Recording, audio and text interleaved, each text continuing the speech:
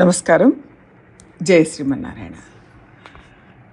Negative థాట్స్ని positive థాట్స్గా ఎలా మార్చుకోవాలి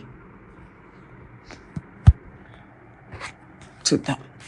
ఒకరు పాజిటివ్గా ఆలోచిస్తారా లేక నెగటివ్గా ఆలోచిస్తారా? ఎవరి గురించో చెప్పే కంటే మన గురించి మనం చూసుకుందాం. నేను పాజిటివ్గా ఆలోచిస్తానా లేక నెగటివ్గా ఆలోచిస్తానా? దీన్ని ఎలా కంక్లూడ్ చేయాలి, ఎలా నిర్ణయించాలి? దీనికి అనేక పద్ధతులు ఉన్నాయి. దీనికి ఇదే పద్ధతి ఇంతవరకే అని ఏమీ నియమం లేదు. కొందరు పాజిటివ్గా ఎలా ఉన్నారు అని తెలుసుకున్నప్పుడు పాజిటివ్గా థింక్ చేయడం మనకు అర్థమవుతుంది. అందరికీ ఒకే రకంగా ఇన్ని పాయింట్లు ఉండాలి అని చెప్పలేము. కానీ ఒక ఉదాహరణ చూద్దాం. దీనికి అనేక పద్ధతులు ఉన్నాయి. దీనికి ఇదే పద్ధతి ఇంతవరకే అని ఏమీ నియమం లేదు. కొందరు పాజిటివ్గా ఎలా ఉన్నారు అని తెలుసుకున్నప్పుడు పాజిటివ్గా థింక్ చేయడం గురించి మనకు అర్థమవుతుంది.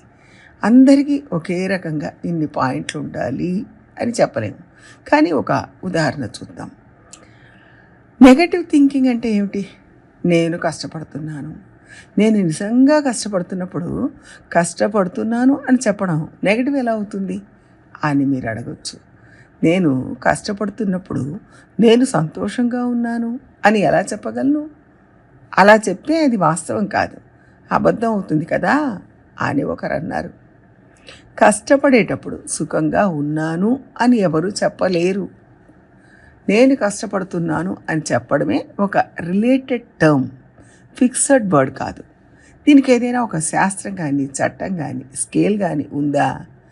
ఇన్ని పాయింట్స్కి చేరితే కష్టం, కాకపోతే సుఖం అని చెప్తుందా అంటే అలా ఏది లేదు. ఎవరూ చెప్పరు. ఇది కష్టం, ఇది సుఖం అని నేను నిర్ణయించుకోవడంలోనే ఉంది. నన్ను అడిగితే వారికంటే నేను చాలా కష్టపడుతున్నాను అని చెప్తాను.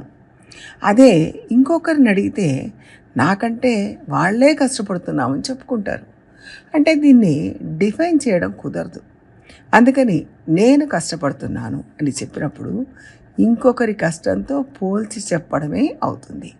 మన విషయంలోనే నిన్న ఒక విషయం జరిగింది, రేపు జరగబోయే విషయంతో పోల్చి చెప్పడం వల్ల అది కష్టమా సుఖమా అని నిర్ణయించుకుంటాం.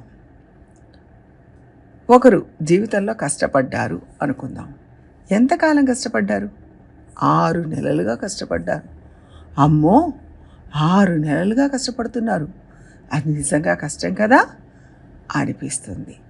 అదే ఇంకొకళ్ళు 2 ఏళ్ళుగా కష్టపడుతూ ఉండొచ్చు.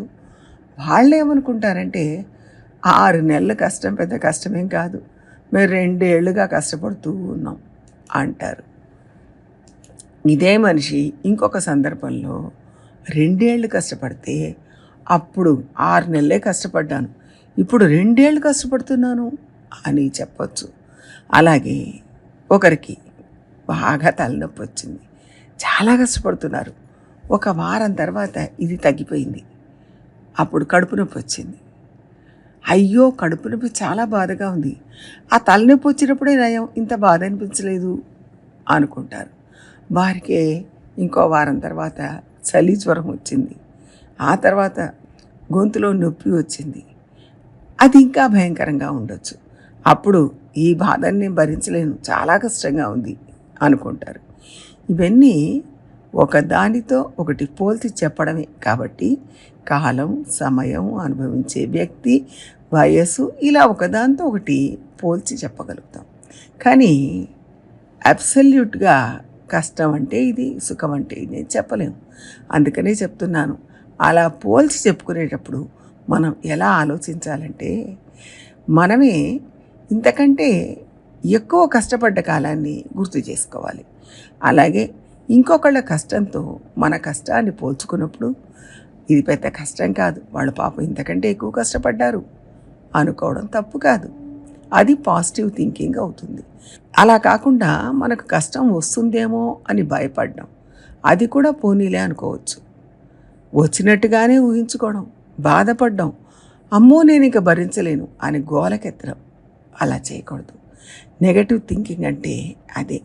అందుకని మనం ఎందుకు కష్టపడాలి, నాకెందుకు ఈ కష్టం అన్నప్పుడు కొంచెం తేడాగా ఉంటుంది.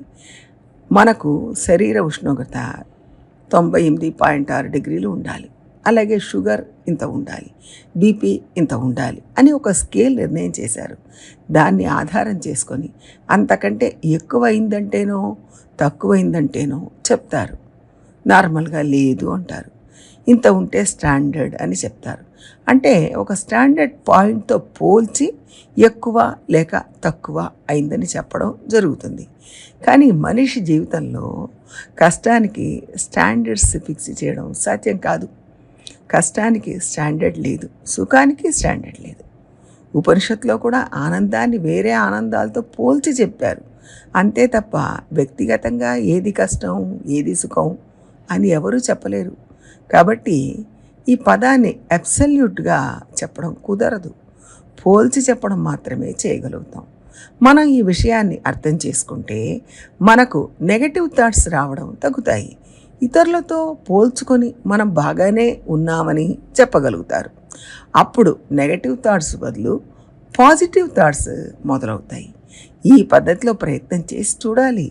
అలా పాజిటివ్గా ఉండడం వల్ల మనకు ఆరోగ్యం మెరుగుపడుతుంది, ఆనందంగా ఉంటాం, ఉత్సాహంగా ఉంటాం. మన చుట్టూ ఉన్న వారికి కూడా మన పాజిటివ్ థాట్స్ పంచగలుగుతాం. ప్రయత్నం చేద్దాం. జై శ్రీమన్నారాయణ.